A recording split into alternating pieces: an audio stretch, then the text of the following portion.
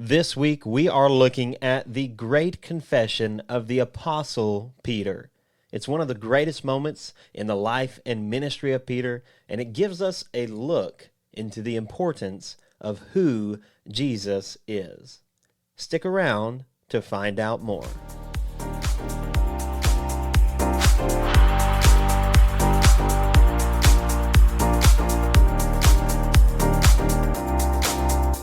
Recorded at the Running H Studio, you're listening to Venture Tabernacle. It's like venture capital, except that the investment is made in your soul. This is where America hangs out to talk about anything and everything from a biblical perspective. I'm your host, Ty Hervey. Join me as we learn to view the world through the objective lens of the Bible. All right, we are back with another episode of the Sunday Sermon on Venture Tabernacle. If this is your first time listening, we are going through the Gospel according to Mark, verse by verse and story by story. Our text for today is Mark chapter 8, verse 27 through 30. It's just 4 short verses, but they are packed with so much meaning. Let's read them together. Starting in verse 27, it says, "And Jesus went on with his disciples to the villages of Caesarea Philippi. And on the way he asked his disciples, 'Who do people say that I am?' And they told him, 'John the Baptist, and others say Elijah, and others one of the prophets.' And he asked them, 'But who do you say that I am?' And Peter answered him, 'You are the Christ.' And he strictly charged them to tell no one about him." And so we see here a teaching moment with the disciples of Jesus. And Jesus asked them, "Who do people say that I am?" What is it, the common consensus of the crowd? Their answer? Well, they list off several important historical figures.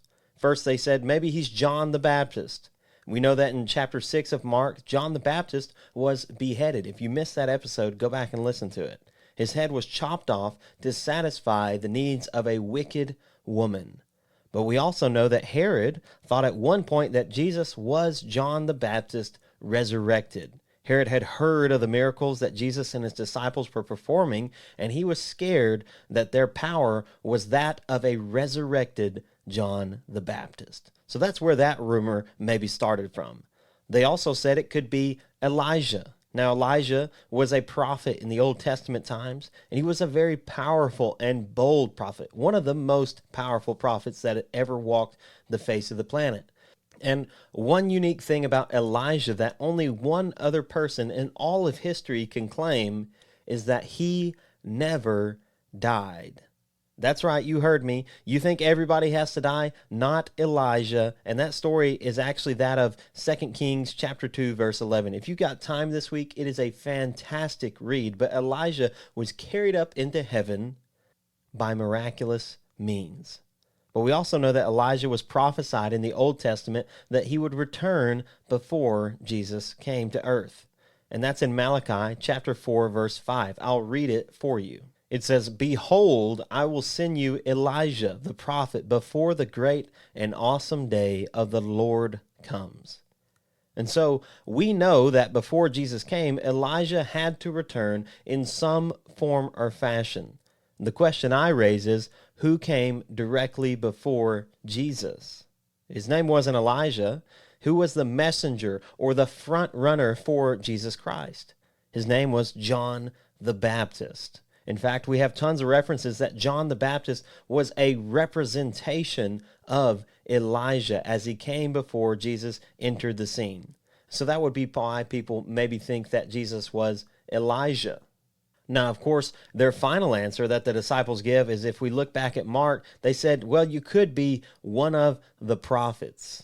And this would mean that Jesus was resuming the time of the prophets that ended 400 years before he was born. Now, if this was the case, that would have been bad news for the Israelites, because the time of the prophets was not exactly Israel's shining moment in history. And many of the prophets in the Old Testament were largely rejected and made fun of, and they were sent because Israel had turned away from the Lord in some way.